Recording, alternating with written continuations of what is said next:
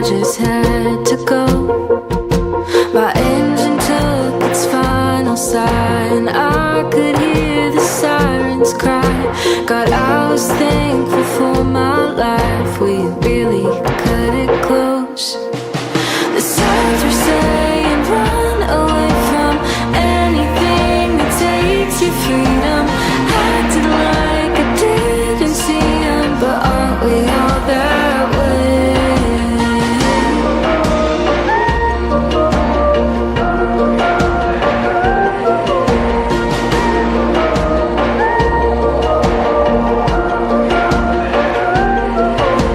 Since that day I've slowed my pace as I ride on to better days. Since that day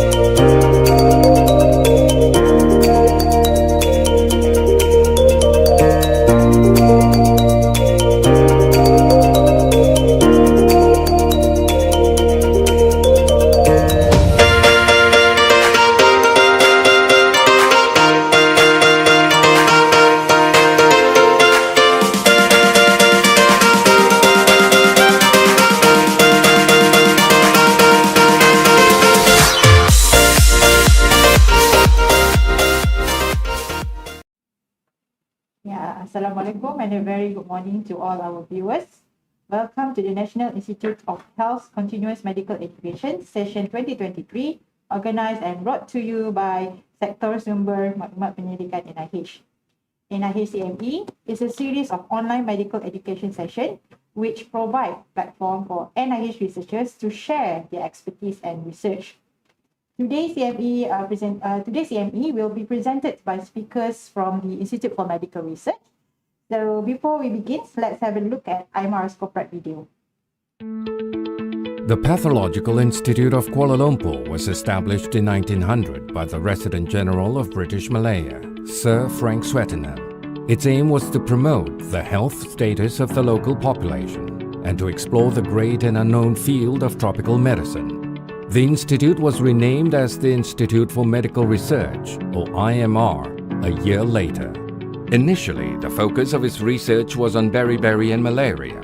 Subsequently, its scope expanded into the causes, treatment and prevention of a variety of other tropical diseases such as cholera, smallpox, leprosy, tuberculosis, typhoid, filariasis, dengue, melioidosis, scrub typhus, and nutrient deficiencies. With independence, the IMR became the research arm for the Ministry of Health Malaysia, where research conducted has been aligned with the country's health research priority needs. In more recent times, research at the IMR has progressed to gathering in-depth knowledge of allergy and autoimmune diseases, primary immunodeficiency diseases, and through the development of allergy test kits. Cancer research at the IMR has vigorously looked at diagnostics, prevention and early detection, as well as identification of novel biomarkers and targeted therapy for precision medicine. For this, the Institute has been equipped with a specific pathogen-free or SPF animal facility and biobank. The IMR has developed its expertise in nutritional biochemistry, where there is active involvement in preclinical studies on metabolic syndrome, diabetes, cardiovascular health and endocrine-related diseases. The Institute's iodine test kit is used nationwide for monitoring under the Iodine Deficiency Program. The dawn of the next millennium saw many issues that were related to contaminants and pollutants in the environment and in the workplace and its impact on human health. Thus, in a forward-thinking manner, IMR conducted vulnerability assessment on impacts of climate change on health and health delivery. Malaysia is in a region that is full of biodiversity. The Institute has a unique interactive e-database called GlobinMed, which strives to become a referral source on traditional and complementary medicine, or TNCM. The Institute steadily has been moving towards drug discovery programs. The Centre conducts preclinical safety evaluation of herbal extracts under Certified Good Laboratory Practice or GLP conditions, assessing efficacy of herbal products using in vivo as well as in vitro systems, phytochemical analysis and structure elucidation. The IMR has continued to provide in-depth research related to infectious diseases, especially during outbreaks, and it is the reference center for Zika, dengue, influenza, leptospirosis, and milioidosis. IMR is the leading center conducting Wolbachia research in Malaysia. The institute has equipped itself with a BSL-3 laboratory as a preparedness plan for any possible future outbreaks. Epidemiological research activities have helped to establish the distribution of diseases, its factors, and how it helps in controlling diseases.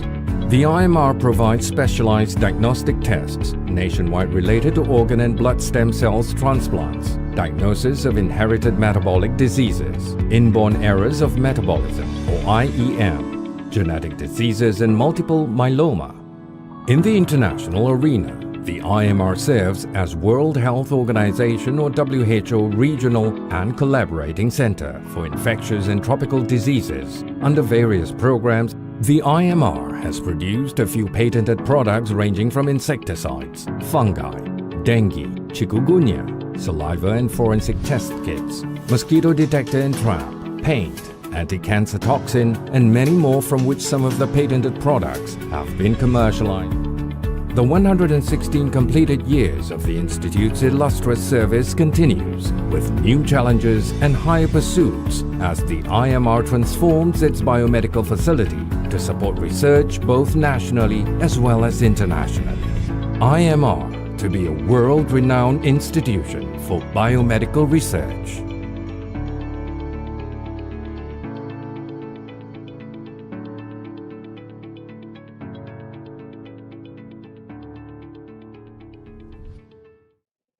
Right. For those who just joined us, please do register your attendance in the link provided in the comment section. Please respond in the comment if you have any questions or feedback. However, comment will be answered after both of our speakers have presented. Right. As I previously mentioned, that both of our speakers are from Institute for Medical Research, specifically from the Nutrition, Metabolic and Cardiovascular Research Center. Okay, our first speaker is Dr. Bimala Balasubramaniam, a research officer specializing in functional food from the nutrition unit. Today, she will be sharing with us an interesting topic on From the Sea to Your Health, exploring Malaysia's seaweed as a functional seaweed, exploring Malaysia's seaweed as a functional food. And whereas our second speaker is Dr. Shazana Rifam Abdullah, a public health medicine specialist from the Endocrine and Metabolic Unit. Today, she will be talking about cardiometabolic and anthropometric outcomes of intermittent fasting among civil servants with overweight and obesity. All right. Without any further ado, please, Dr. Bimala. Thank you, Wani. Hello, viewers. Good morning. So today I'll be presenting on our local seaweed. So we start with introduction. So as we know, seaweed has been used as food source and medicine in many cultures around the world. But in recent years, seaweed has gained quite an attention as a potential functional food. What is functional food? They are the food that offer health benefits beyond basic nutrition, and they have positive impact on our bodily function. There are various types of functional food, including fortified foods, enriched food, dietary supplement, or as a whole food, which inherent health promoting properties. In this presentation, we will explore the potential of Malaysian seaweed as a functional food and its various health benefits, culinary uses, and economic potential. So, these are example of 3 types of seaweed that we can find in our country. So, Malaysia is blessed with diverse range of seaweed species, with more than 500 species, which has been identified in our waters. These seaweed can be found in various habitats such as rocky shores, sandy beaches, and coral reefs. And they are a vital component of our marine ecosystem. And these seaweeds are categorized in 3 main components, which is red seaweed, brown, and green. And each of them have a unique characteristic and nutritional profiles. And the coloring is actually depends on the molecules, the pigments in the chloroplast. Okay, where our seaweed culture mostly commonly found in our coastlines of Malaysia, and they thrive well in the warm tropical waters. In Malaysia, especially Sabah, situated in the Coral Triangle area, which contributes 80% of volume of our red seaweed, which is Kappa ficus and Euchima species, which actually has commercial value. In terms of Malaysia seaweed production, majority, around 88%, is grown in Semporna, but for cultivation of seaweed. But additionally, the other significant districts were Lahad Datu, Kunak, and Kudat. Okay, how long do this seaweed being cultivated? So cultivation period is around 45 days and can continues up to 8 months of the year. Okay, this is how seaweed is cultivated in Sabah waters. This is a conventional type where they tie the seedlings in a monoline, and the plastic bottles were also tied on the rope so that they can float. Harvesting, and this is a harvesting technique, and they have an open drying. So this is actually optimized where some of the funding was given by government to improvise our seaweed farming, where more eco-friendly approach is taken, where renewable plastic bottles was used to tie on the line, and they also have a special boat, so it's easy for them to harvest the seaweed, and they have a special place to dry, and then you have a very high quality seaweed such shown in the picture. Okay, this is how some of the varieties you can find in Malaysia, and you can see there's quite colorful and they are in different shapes. It's quite difficult to distinguish the varieties unless we do a genetic study. These are some other species such as Gracilaria, Ulva, and seaweed can be found in wild, and also the commercial value seaweeds are usually farmed. What are seaweed application in Malaysia? Seaweed in Malaysia is used as carrageenan. They are extracted for carrageenan and incorporated in food such as ice cream, in your toothpaste, as a thickener, as a stabilizer. They focus more on food and non-food industry as well as cosmeceutical. So, as we know, seaweed contains a lot of nutrients and bioactive compounds that have been shown to improve health and prevent diseases. And they have a unique nutritional composition, which makes it as a valuable addition to a balanced diet. However, seaweed consumption in Malaysia is uncommon due to lack of awareness regarding the health benefits associated with its consumption. So in this study, I will explain briefly about our seaweed nutrition composition. So our seaweed are rich with vitamins and minerals, including iodine, calcium, iron, and magnesium. They also have antioxidants, polysaccharides, and other biotic compounds, which is vital for lowering blood glucose, cholesterol, and they're also good for gut health, and they also work as anti-diabetic, obesity, and even cancer. They act as it's good for a vegetarian diet because they have a very high iodine content, which actually you can't find it in a non-meat products. One of the unique properties, as like I said, is iodine content, which is actually an important mineral for thyroid function. And they are also a good source of EPA and DHA, which supports the vegetarians. Briefly, I'll go through some of the health benefits of our local seaweed. Basically, all the studies are done using in vitro or in vivo system.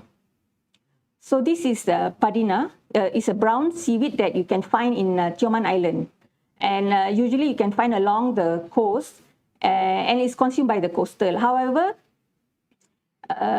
they try to take that seaweed and look into its health benefit.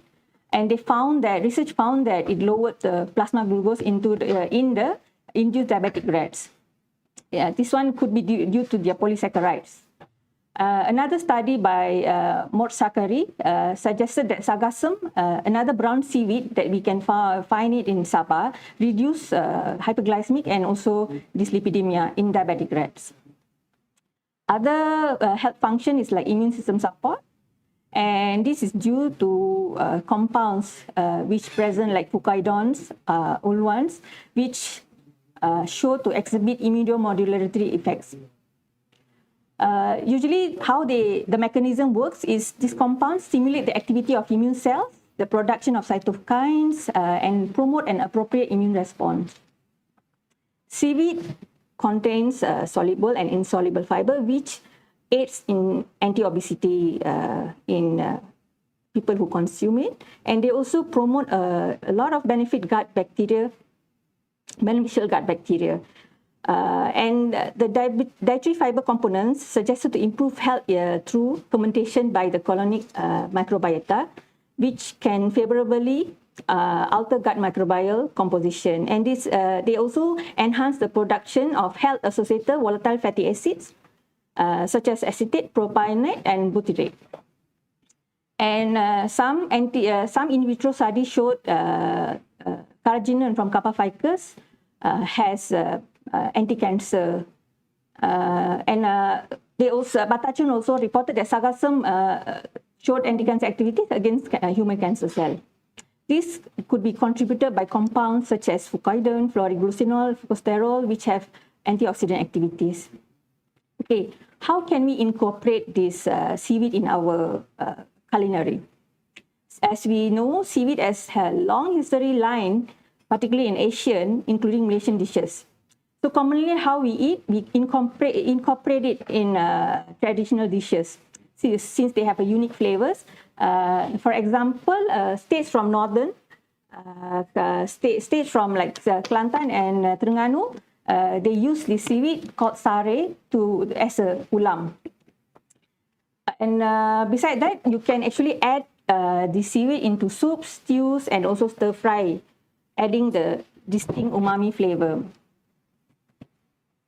Okay, there are some development done in the lab, such as seaweed tea, seaweed noodle pasta, like seaweed noodle products, and UMS did a bread which incorporated the brown seaweed. So where can we get our local seaweed? It's quite difficult to find our local seaweed in Peninsula, but however, you can get it online platforms. And otherwise, if you are going to, if you are in Sabah, we can get it in the KK Marts and also in the Sempurna wet markets. Okay, these are the some research that done in nutrition unit IMR. I am the researcher who's currently working on seaweed, and I'm working on Euchima denticulatum, a red seaweed, which this is how it looks. The first picture shows the fresh seaweed. Then when you have an open drying, it turns out to be red. While the below picture shows after you wash the seaweed, it becomes, I mean, the colors differ due to the drying techniques. And this species showed quite a lot of health benefits. Euchima denticulatum supplemented in a high-fat diet rats showed to reduce body weight by 20 to 30% and visceral fat tissue mass compared to the high-fat diet only. From the study, we found that how does Euchima works to inhibit the fats? They seems to inhibit the lipase enzyme, which is a digestion enzyme for fat. The seaweed also significantly reduced the leptin level while improving the ghrelin level relative to the HFP fat rat. And they also reduced the plasma triglyceride concentration. Usually when you are taking anti-obesity drug, such as Orlistat, they have effect on your liver. But however, when you take it as a whole food, there's no adverse effect found. So we can see from this graph, they reduce ALT and ALP level compared to the high-fat diet group. And seaweed also found to reduce the fat size on the visceral tissue of the rats fed with seaweed. After the findings, we decided to come up with a product which is seaweed coffee and cocoa drinks, and our team won a few of the awards also in Intex and also MTE 2023 and 2022. And our team also developed a recipe book which actually incorporated the seaweed in food preparation, like as a whole powder or seaweed, which is, the dishes, the recipes are usually the consumed cuisine, such as noodles, pasta, porridge, and desserts, which is commonly eaten by Malaysians. These are some of the seaweed-based snacks that we developed in our lab, and also seaweed-based instant porridge. In conclusion, Malaysia's seaweed offers an immense potential as a functional food. However, it should be eaten moderately due to its high iodine content. Another thing, how do you promote our local seaweed and a functional food? Promotion and awareness is important to educate the public about the nutritional benefits of seaweed and its role as functional food, and supported by research and development. We should explore more local seaweed species for its health benefits and develop variety of seaweed-based products which more appealing and accessible to consumers. Collaboration among stakeholders, including researchers, farmers, policymakers, and industry players, is vital for the continued growth and success of the seaweed industry. These are my references. And thank you to my team from Nutrition Unit. Thank you. Okay, thank you, Dr. Vimala, for the very informative talk on seaweed as an alternative for healthy edible foods.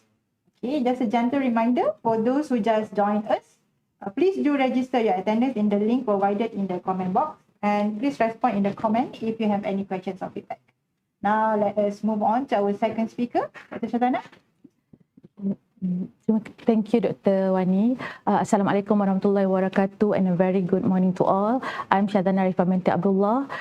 Today I will be presenting the result of findings of my research project entitled Cardiometabolic and Anthropometric Outcomes of Intermittent Fasting Among Civil Servants with Overweight and Obesity. So this is the outline of my presentation today. The epidemic of overweight and obesity have become one of the most alarming public health threats nowadays. Although it is largely preventable, the worldwide prevalence of obesity nearly tripled from 1975 and 2016. In 2016, approximately 1.9 billion adults were overweight and 650 million were obese. And if this current trend continues, it is estimated that 2.7 billion and over 1 billion adults will be either overweight or obese by 2025. And the similar trends also was observed in Malaysia.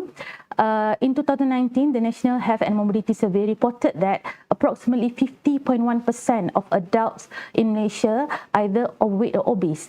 And this is increased compared to the data that was reported in 2011 and 2015. So obesity is a very complex condition. If left untreated, it will cause a lot of complication with the increased risk of non-communicable disease such as cardiovascular disease, diabetes, and cancer. But there's also growing literature has demonstrated that a positive relationship between obesity and various mental health issues such as depression and poor quality of life that further will hinder the process of weight loss and weight management. So, since obesity is occur due to the positive energy balance of the body, the process or the strategies for reducing weight mainly focus on dietary modification and increasing the physical activity. So one of the form of dietary of the calorie reduction method or dietary protocol method is intermittent fasting, in which involve various eating diet plans that cycle between a period of fasting and non-fasting states over a defined period to create a negative energy balance. Thus, we promote the weight reduction. So in country with predominantly Muslims like in Malaysia, the practice of dry fast during Ramadan and voluntary 2 days per week, Monday and Thursday, like sunnah fasting, are widely carried out. So what is the difference between wet and dry fast.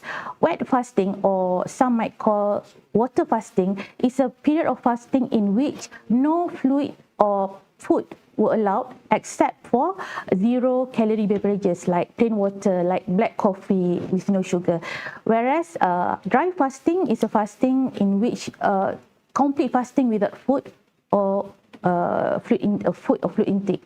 So although the effect of wet IF has been well documented, the benefit of dry IF, except for Ramadan fasting for Muslim, is not clearly indicated in previous study. So this is one of the gap in our literature that we found.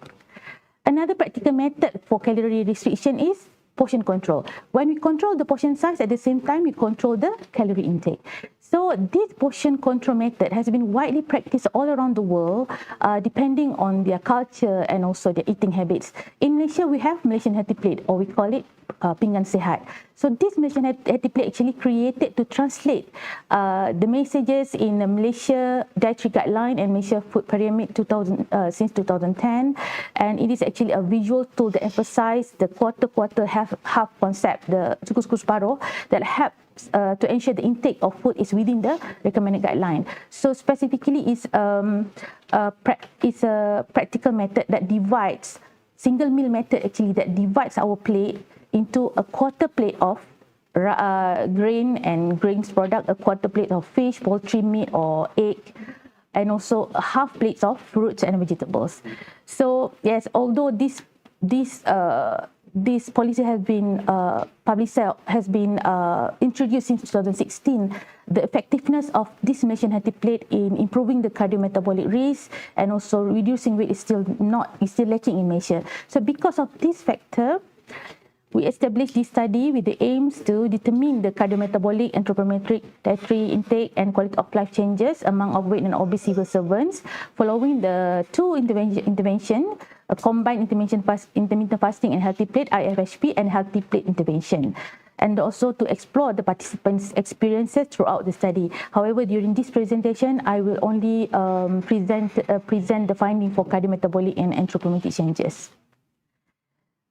So this was a quasi-experimental study applying mixed method, quantitative and qualitative method. The quantitative method involved allocating the participants into two intervention groups. For IHP, the combined intermittent fasting and healthy group, and also HP group. And then we follow them up to 6 months. And the for qualitative part, it involved the readiness to participate and focus group discussion. This part is actually was led by Dr. Zabri from the Institute for Health Behavioral Research, and I will not be presenting the result here.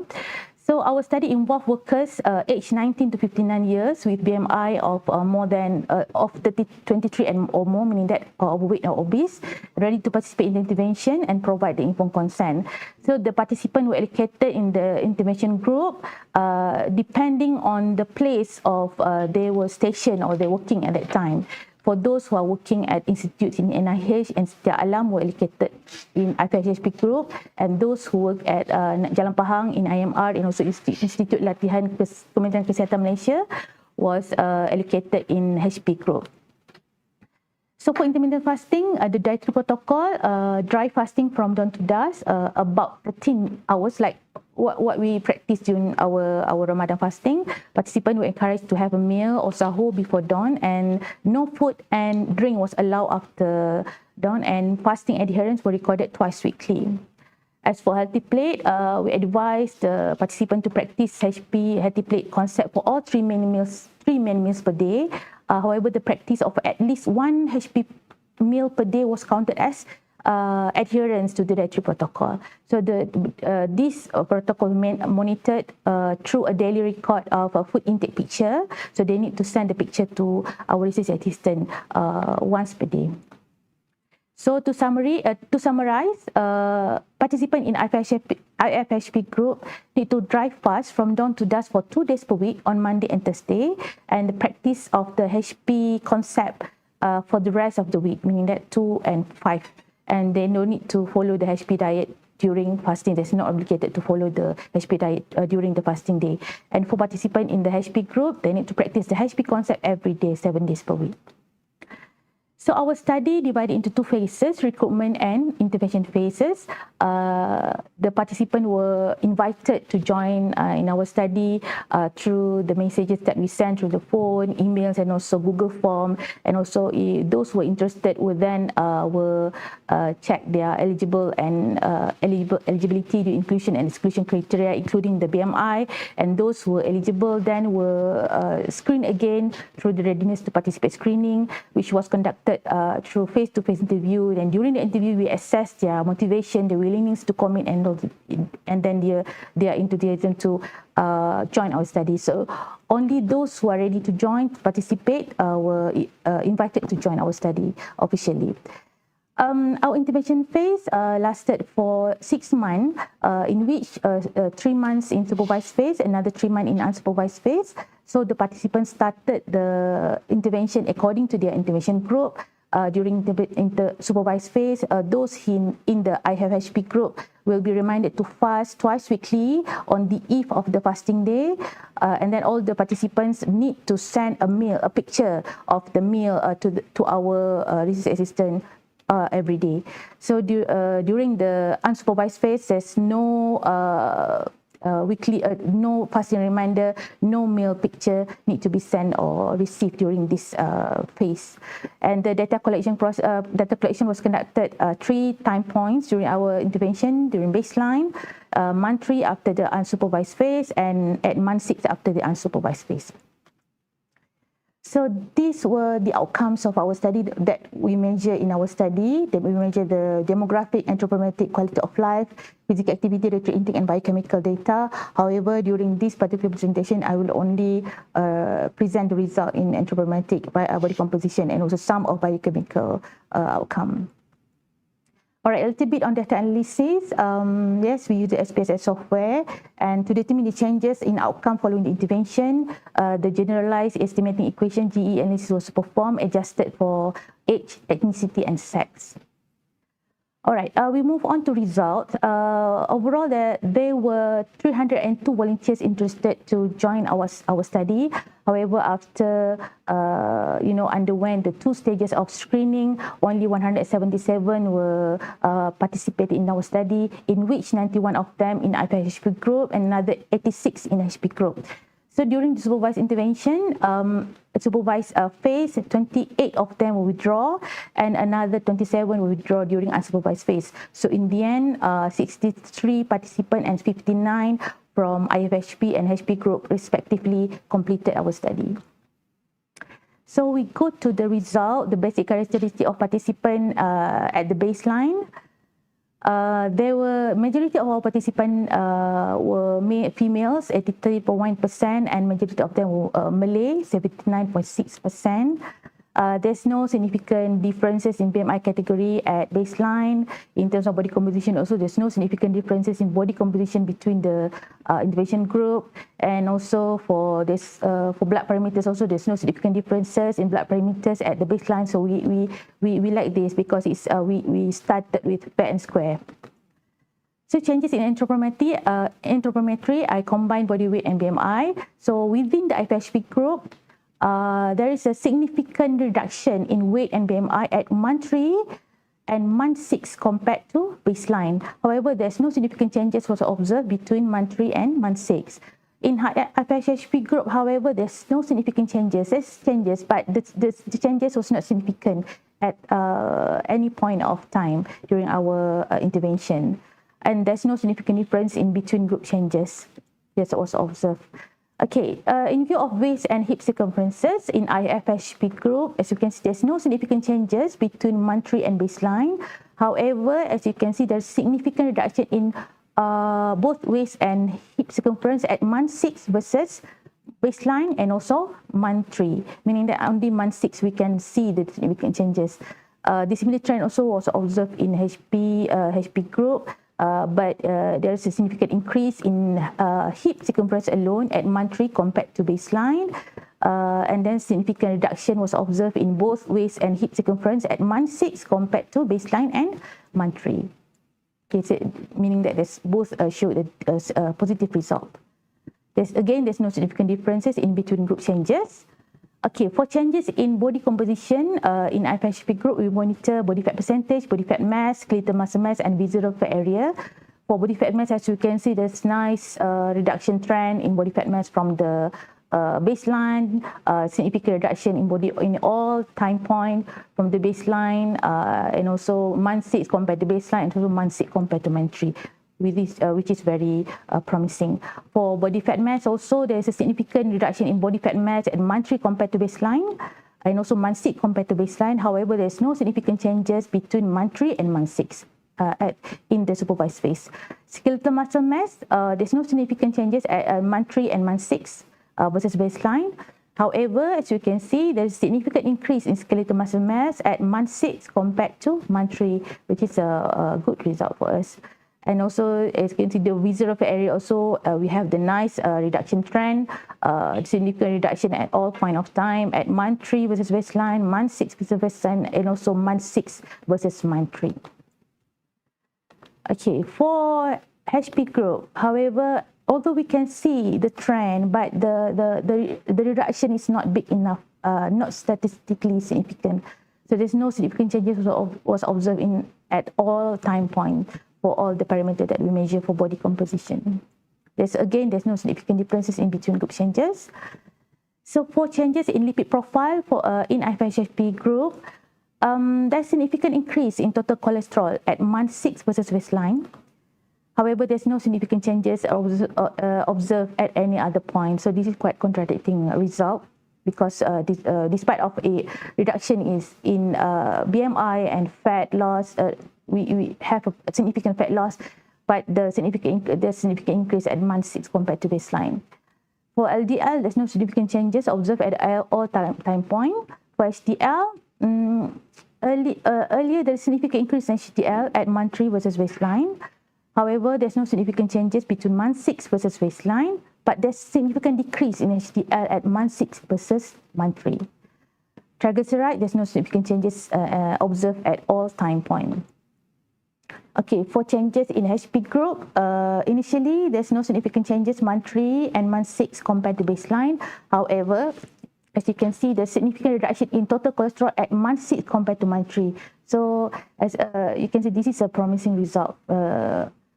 The LDL also, there's no significant changes at month 3 versus baseline and month 6 versus month 3, but there's a significant reduction in LDL at month 6 compared to baseline.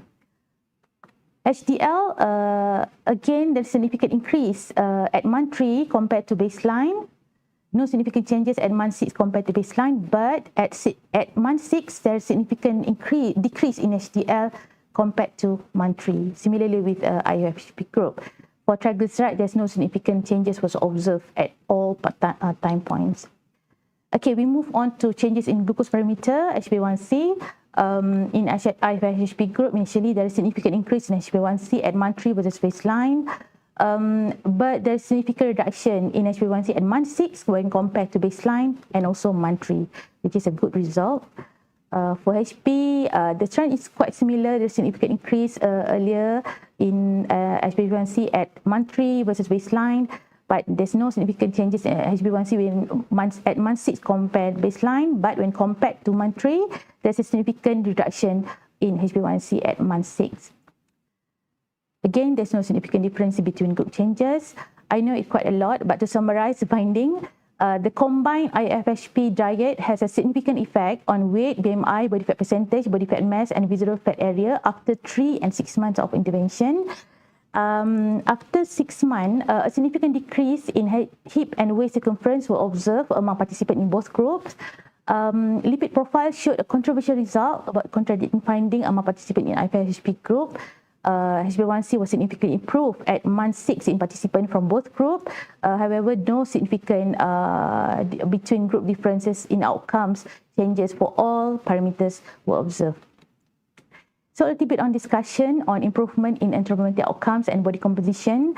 Actually, the literature have shown that there's effectiveness of the 5-2 diet, meaning that two times per week fasting in reducing weight, and it has been reported in various studies. However, most of the study, may I say, they use the wet fasting. So up to our knowledge, only one other study that practiced the dry fasting similar like us, and the study was conducted in Malaysia actually in 2013.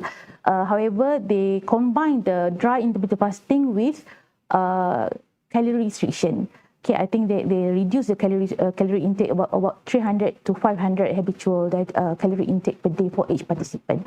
So the result, the findings show that there is significant interaction effect in body weight, BMI, BFP, BFM, and also fat-free mass. However, what is different is that the study only conducted among if I'm not mistaken, among more than 55 years old men, which is quite different with our study. So in view of the changes in waist and hip circumference, as I explained just now, it happened more or remarkably during the unsupervised phase. Despite of the weight and BMI have an insignificant increase among the IPHP participants. So these probably the changes probably due to the significant reduction in BFP, the body fat percentage, and visceral fat area that happened among the IPHP participants during the unsupervised phase. So you can see also in the result, there's a trend decreasing in weight and also body fat percentage among the HP group. But it's not statistically significant. So our study suggests that the addition of intermittent fasting diet 2 days per week to the HP diet has had a greater impact on weight loss and improvement in body composition. So this is just a little bit on the how fasting give impact on adipose tissue metabolism. So one of the important pathway is changes in plasma level of various metabolic hormones, such as reduced insulin and leptin, and increase the production of cortisol, growth hormone, glucagon, adrenaline, and noradrenaline. So actually, these hormone changes play an important role in the later pathways. The second one is suppression of extracellular lipolysis and intracellular fatty acid synthesis by suppressing the activity of lipoprotein lipase, so aiming to reduce the storage of the fat and reduce the adipose activity of lipogenic enzymes, so that it can suppress the intracellular fatty acid synthesis. This is also due to stimulation of insulin and glucose. Next is activation of intracellular lipolysis by the change in plasma level, also several hormones like reduce in insulin and increase in cortisol. And last but not least is decrease in glucose uptake by adipocyte, which is caused by a reduction in the maximal transport capacity for glucose into the cell, which is strongly stimulated by insulin also. And this is actually a part of overall switch in whole body fuel utilization from glucose to fatty acid. So this is just some of the mechanisms that may support the benefit of fasting on lipolysis. If you want to read more, you feel free to read this the recent publication in 2013 on the impact of fasting on adipose tissue metabolism. So on lipid profile, the recent meta-analysis of 35 study revealed that IF significantly decreased the total cholesterol, the LDL, and TG concentration. However, as you can see, our study among the IFHP participants is quite contradicting, because there was an increase in total cholesterol and decrease in HDL at month 6 compared to baseline and month 3 respectively. So frankly, we ourselves don't know how to explain this result, but during our up to our reading, it's most probably due to the transient elevation of lipid in the circulation. Okay, as you can see, as you know, the fasting will mobilize fat. So our fat consists of triglyceride and also cholesterol. Triglyceride majority will be used as energy. Cholesterol have many body functions, and one of them is repair the body damage. So it's most probably the cholesterol that will be transported to the body, to the cell or tissue that needed for the repair by the LDL, by lipoprotein, LDL and HDL. So most likely this is an acute phase of fasting. So we capture the mechanism at that point of time. That's why there's an elevation of lipid in circulation at that time. But it's only transient, according to the scientists. It will reduce with the prolonged fasting. But yes, we cannot measure that because our intervention is only for 6 months. So, and then because of this also, we actually developed a study, proposed a study that want to see the effect of intermittent fasting on the lipodomic profiling. We want to measure the lipodomic profiling pre and post intervention. And this study is actually have been approved, and inshallah by end of this year or early next year, we will start this experiment. Okay, changes in HbA1c. First of all, just let me explain a little bit on HbA1c test. It is a blood test that shows the average glucose level over the past 2 to 3 months, and it measures the percentage of red blood cells that have glucose-coated hemoglobin.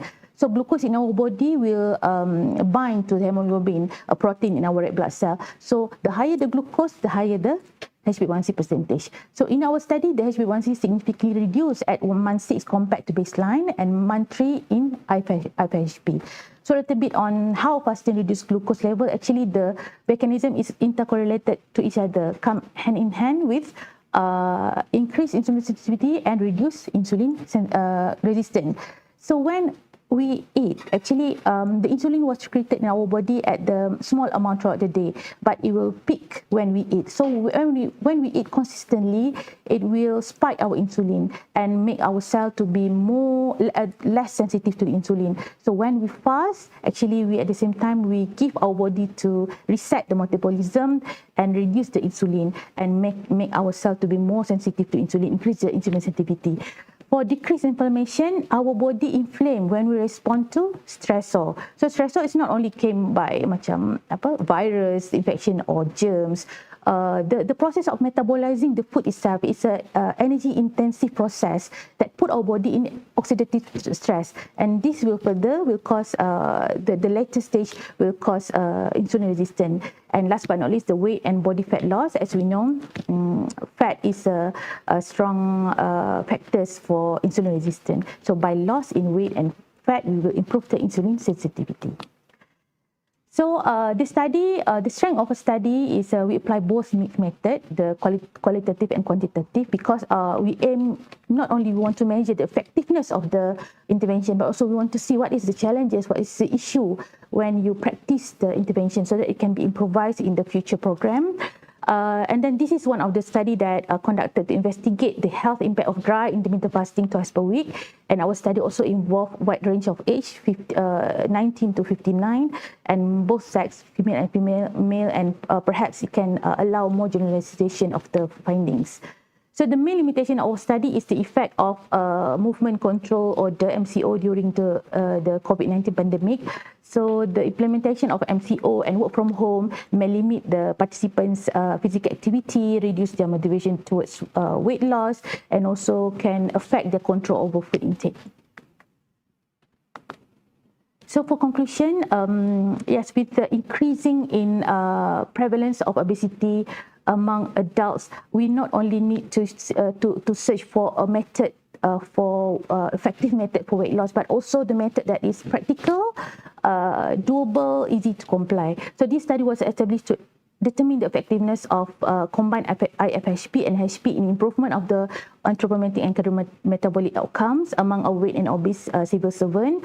And our study found that the combined dry intermittent fasting and healthy plate diet was effective in reducing weight, improving the body composition, and lowering blood sugar, while its impact on lipid profile was contradicting. And more proactive strategy are needed, and not only promoting this feasible and practical management, but also to publicize and disseminate the positive health outcomes from practicing them. So this is the references that I use in this presentation. I would like to take this opportunity to thanks to all my team members, to MLT, to collaborators for their hard work and their commitment, and also last but not least, of course, to my beloved participants, because most of these participants is from NIH. So this is actually the product of your sacrifice, your blood, your sweat, your time. So hopefully your contribution will be give a big impact to the obesity prevention control, not only in Malaysia, but also in worldwide. So thank you very much. Thank you, Dr. Shazana. I guess we have some time for answering questions from the audience. But before that, please do register your attendance in the link provided in the YouTube description sections, and also you can still give your comment there. All right, so now let's move on to the questions. Actually, we have question from Dr. Azwi for both speakers actually. So let's go to Dr. Shazana first. He was saying that it's important to promote intermittent fasting as a lifestyle choice that suits individuals' needs and preferences. But in your opinion, what are the strategies to encourage the society to adopt this intermittent fasting in their life as their lifestyle option? Yes, thank you very much for the question. Yes, I agree with Dr. Aswi because when we want to practice any method of to weight reduction, we need to make sure that the practice is suitable for us, right? Suitable for us and easy to apply based on what we the capability of ourselves. So why we actually promote this intermittent fasting for dry fasting is actually because, like I said, we ourselves in Malaysia we predominantly Muslims. And the practice of dry fasting, the sunnah fasting every Monday and Thursday is actually the practice that we usually do it and become a norm. So we want to publicize that this practice, the practice of fasting is not only be part of the obligation of the religion obligation, but also the practice itself have benefits to our body health, the body composition, and also the cardiometabolic risk.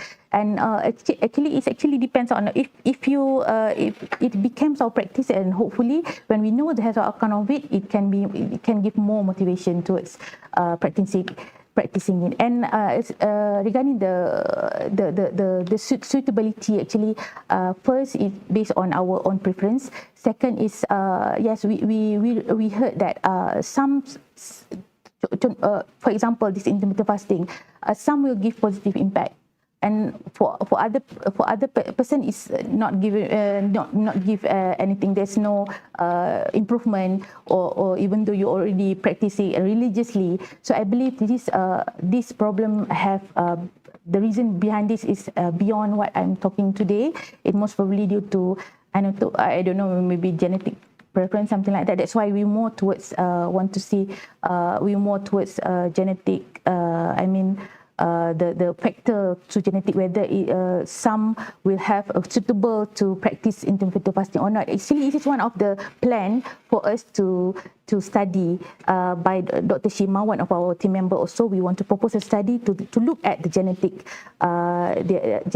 factor, whether how for those successful and for those who are unsuccessful, what is the condition, what is their genetic condition. So I hope that's answered the question, Dr. Aswi. Yeah, okay. But Dr. Shazana, before we go to Dr. Vibala, as you can see that from your result just now, you can see that during the unsupervised months, you can see a big change, right? Yeah. So we can see that time plays some important roles in the changes of your anthropometric or blood parameters. Do you think if we prolong, more than 6 months, you can see a better effect of this intervention, or they will be more demotivated? What is your comment? Okay, thank you, Dr. Wani. Yes, I agree, because most of the lifestyle intervention, as you can see, if you read journal, it goes beyond 6 months, usually 12 months and above.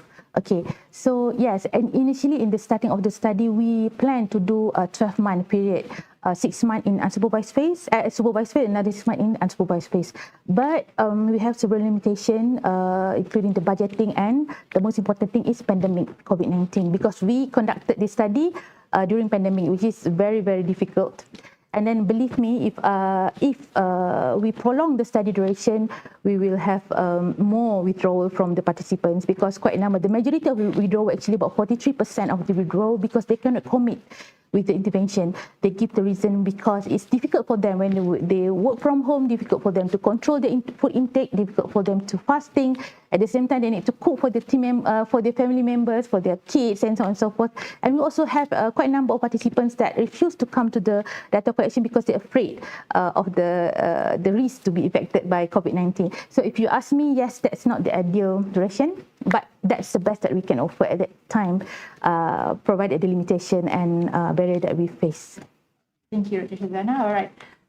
Dr. V, Dr. Asri was asking what hinders seaweed development in Malaysia as a functional foods? How can why can't we be as developed as the one seaweed's production in South Korea? Okay, there's quite many reasons why Malaysian seaweed is not known for as a functional food. It's actually because our seaweed industry mainly focused on the carrageenan. So the carrageenan actually is only two species of seaweed that they will be farmed. That is Carpophycus and Euchema, just for the carrageenan.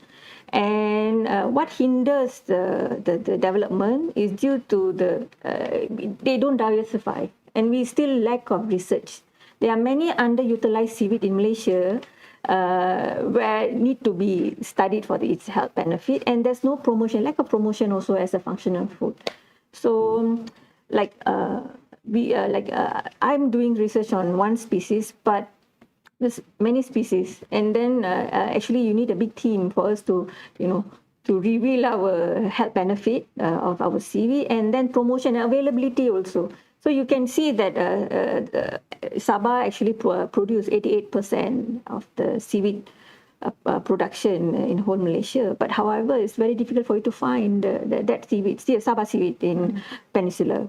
So I think if you increase the promotion and awareness among even the coastal people don't eat the seaweed extracts macam kalurpa and lato. They don't eat other seaweed because they don't know what is the benefit of the seaweed. So I think awareness, and another thing after the pandemic, because the seaweed farming is a coastal communities job. Actually, they do the farming in a small scale, and it's a family business. So before the pandemic, around 500 families were working on the seaweed cultivation. However, after the pandemic, most of them, I think due to the pandemic, they go for other jobs. Only 100 family now, currently only 100 families is working on this seaweed, and they don't see the value of it's all about when it is on sale. Promote your book. Yes, all right. Thank you. I think that's all the time we have for today. Thank you for our speakers, and thank you.